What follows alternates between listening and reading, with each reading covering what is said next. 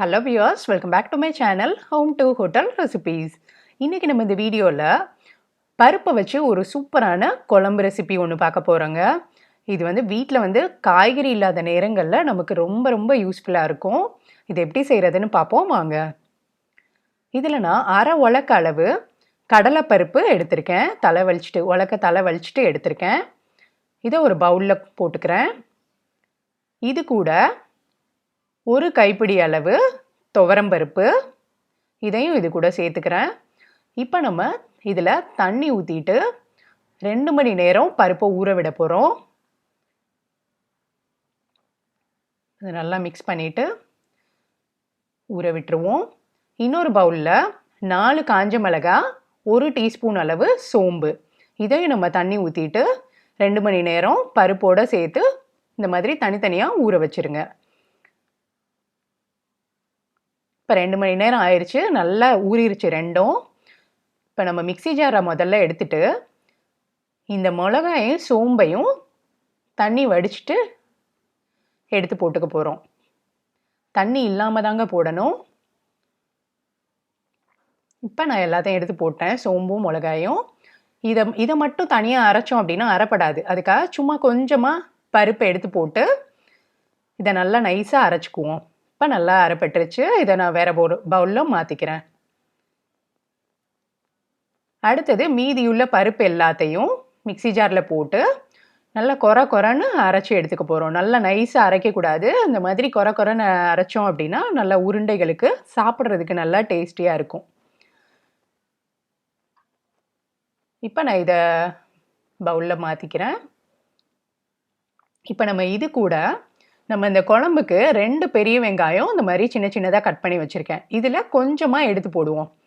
ஒரு பாதி வெங்காயம் அளவுக்கு மட்டும் இந்த பருப்பில் போட்டுக்குவோம்.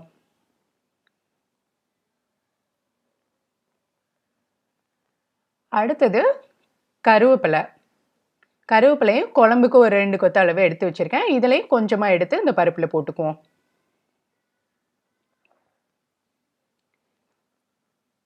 அடுத்தது தேங்காய் துருவல், பாதி மூடி தேங்காய் துருவி வச்சுருக்கேன் குழம்புக்காக. இதில் ஒரு 2லேருந்து 3 டீஸ்பூன் அளவு மட்டும் இந்த பருப்பில் எடுத்து போட்டுப்போம். இந்த பருப்புக்கு தேவையான அளவு உப்பு 1 டீஸ்பூன் அளவு சேர்த்துட்டு இதை நல்லா மிக்ஸ் பண்ணிக்குவோம். இப்போ நம்ம இந்த பருப்பை உருண்டைகளாக உருட்டிக்கலாம். நான் ரவுண்ட் ஷேப்பில் உருட்டிக்கிறேன். இந்த மாதிரி உருட்டிக்கங்க. இப்போ நான் எல்லா மாவையும் இந்த மாதிரி உருண்டைகளாக உருட்டி வச்சுக்கிறேன்.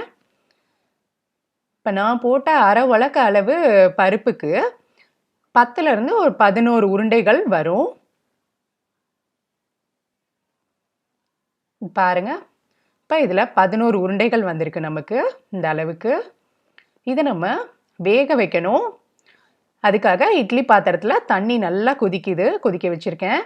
நல்லா அந்த மாதிரி கொதிச்சதுக்கு அப்புறமா மேலே தட்டு வச்சுட்டு அதில் இந்த உருண்டைகளை பரப்பி விடுறேன்.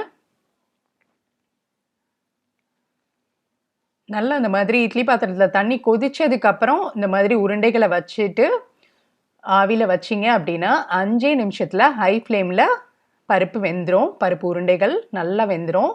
இப்போ நான் மூடி போட்டுடுறேன். ஹை ஃப்ளேமில் 5 நிமிஷம் வேக விடுவோம். இப்போ பருப்பு வேகிற நேரத்தில் நம்ம தேங்காய் அரவை அரைச்சிருவோம்.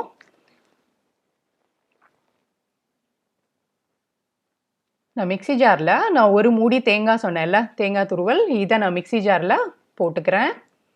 இப்போ இந்த தேங்காய் கூட 1 டீஸ்பூன் அளவு சோம்பு, 1 டீஸ்பூன் அளவு சீரகம், 1 டீஸ்பூன் அளவு கசகசா, இதை கொஞ்சமாக தண்ணி ஒரு 1/4 டம்ளர்லேருந்து அரை டம்ளர் தண்ணி விட்டுட்டு நல்லா நைஸாக அரைச்சி எடுத்துக்குவோம்.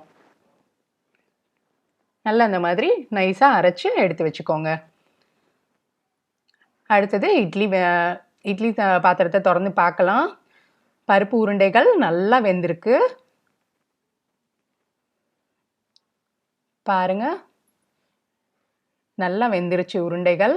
இப்போ நான் இதை தனியாக ஒரு தட்டில் மாற்றி வச்சிடுறேன். அடுத்து குழம்பு செய்யலாம். அதுக்கு அடுப்பில் ஒரு கடாய் வச்சுருக்கேன். இதில் 4 டேபிள் ஸ்பூன் அளவு எண்ணெய், நீங்கள் என்ன சமைக்கிறதுக்கு யூஸ் பண்ணுறீங்களோ அதை ஊற்றிக்கோங்க. எண்ணெய் நல்லா காஞ்சதுக்கு அப்புறமா இந்த பிரியாணி இலைன்னு சொல்லுவோம்ல, அது 1 ரெண்டா பிச்சு போட்டிருக்கேன். 2 பட்டை, 1 அன்னாச்சி பூ, 2 கிராம்பு, 1 டீஸ்பூன் அளவு சோம்பு. இதை லைட்டாக வதக்கி விடுவோம். சோம்பு லைட்டாக கலர் சேஞ்ச் ஆகட்டும். இப்போ சேஞ்ச் ஆயிடுச்சு. இதுக்கு அடுத்தது இஞ்சி பூண்டு விழுது 2 டேபிள் ஸ்பூன் அளவு.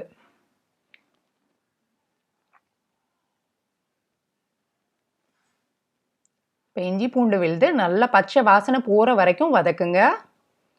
அடுப்பை வந்து மீடியம் ஃப்ளேம்லேயே போட்டுருங்க. இப்போ நல்லா வதங்கிருச்சு. இதுக்கு அடுத்தது நம்ம கட் பண்ணி வச்சுருந்த பெரிய வெங்காயம் 2 பெரிய வெங்காயத்தை அந்த மாதிரி சின்ன சின்னதாக கட் பண்ணிவிட்டு போட்டுக்கிறேன். இதுக்கு அடுத்தது கருவேப்பிலையும் சேர்த்துக்குவோம். வெங்காயம் போட்டதுக்கப்புறம் கொஞ்சமாக உப்பு போட்டுட்டு ஒரு 1/2 டீஸ்பூன் அளவு உப்பு போட்டுட்டு வதக்குவோம். அப்போ தான் சீக்கிரம் வதங்கும். வெங்காயம் நல்லா வதங்கிருச்சு பாருங்கள். இப்போ இதுக்கு அடுத்தது நல்ல பெரிய சைஸ் தக்காளி 1 இந்த மாதிரி சின்ன சின்னதாக கட் பண்ணிவிட்டு சேர்த்துக்கிறேன். சின்ன சைஸாக இருந்தால் 2 போட்டுக்கோங்க. இப்போ தக்காளி வந்து நல்லா சாஃப்டாகணுன்னா மூடி போட்டுருங்க பேனு.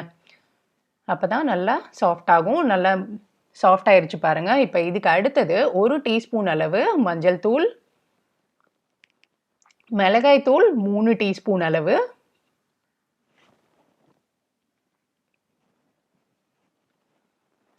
போட்டாச்சு. அதுக்கு அடுத்தது மல்லித்தூள் 3 டீஸ்பூன் அளவு. ரெண்டுமே ஈக்குவலாக போடணும். மிளகாய் தூளும் மல்லித்தூளும் ஈக்குவலாக போடணும். நான் 3 டீஸ்பூன் போட்டிருக்கேன். இது கூட கரம் மசாலா 1 டீஸ்பூன் அளவு சேர்ப்போம். இது நல்ல டேஸ்ட் கொடுக்கும் குழம்புக்கு.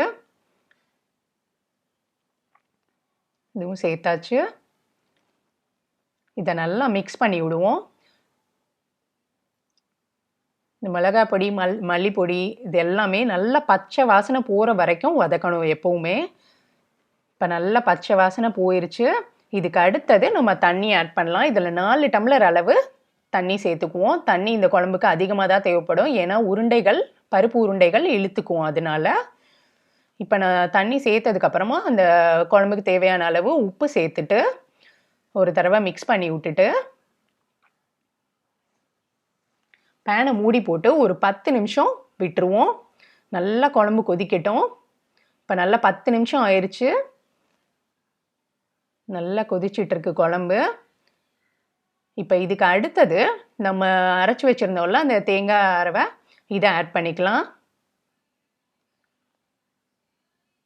இப்போ இதில் மிக்ஸி ஜாரில் ஒரு 1/2 டம்ளர் அளவு தண்ணி ஊற்றிட்டு மிக்ஸ் பண்ணிவிட்டு ஊற்றிக்கிறேன்.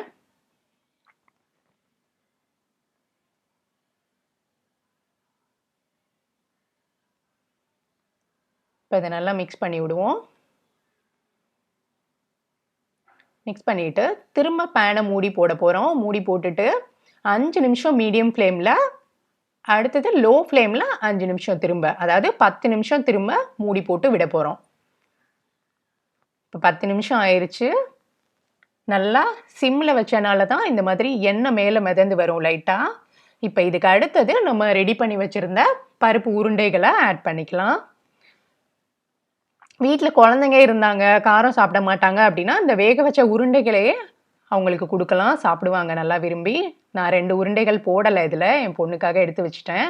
இப்போ நம்ம இதை மூடி போட்டு திரும்ப ஒரு கொதி வர வரைக்கும் விட போகிறோம். ரொம்ப நேரம் வேண்டாம், ஒரு கொதி வந்தால் போதும். அடுப்பை சிம்மிலே போட்டு இப்போ பார்த்தீங்கன்னா நல்லா உருண்டைகள் எல்லாம் குழம்புல சார்ந்து இருக்கும். இந்த வேக வச்சனால உருண்டைகள் எல்லாம் எதுவுமே உடையலை பாருங்கள். நல்லா சூப்பராக வந்திருக்கு குழம்பு. கடைசியாக மல்லித்தலை தூவிட்டு அடுப்பை ஆஃப் பண்ணிடலாம். அவ்வளோதான், நமக்கு பருப்பு உருண்டை குழம்பு ரெடி ஆயிடுச்சு. இது வந்து இட்லி, தோசை, சாதம், சப்பாத்தி எல்லாத்துக்குமே சைட் டிஷ்ஷாக சூப்பராக இருக்கும். எல்லோரும் ட்ரை பண்ணி பாருங்கள். ரொம்ப ரொம்ப நல்லாயிருக்கும். ட்ரை பண்ணி பார்த்துட்டு மறக்காமல் எனக்கு கமெண்ட் பண்ணுங்கள் எப்படி வந்ததுன்னு. இந்த வீடியோ உங்களுக்கு பிடிச்சிருக்கும்னு நினைக்கிறேன். பிடிச்சிருந்தா மறக்காமல் ப்ளீஸ் லைக் பண்ணுங்கள். இந்த சேனல் பிடிச்சிருந்துச்சு அப்படின்னா ஹோம் டு ஹோட்டல் ரெசிபீஸ் சேனலை சப்ஸ்கிரைப் பண்ணிட்டு பக்கத்தில் இருக்க பெல் பட்டனை கிளிக் பண்ணிக்கோங்க. இன்னும் டேஸ்டியான ரெசிபீஸோட உங்களை நான் அடுத்த வீடியோஸில் பார்க்குறேன். தேங்க்ஸ் ஃபார் வாட்சிங். பாய்.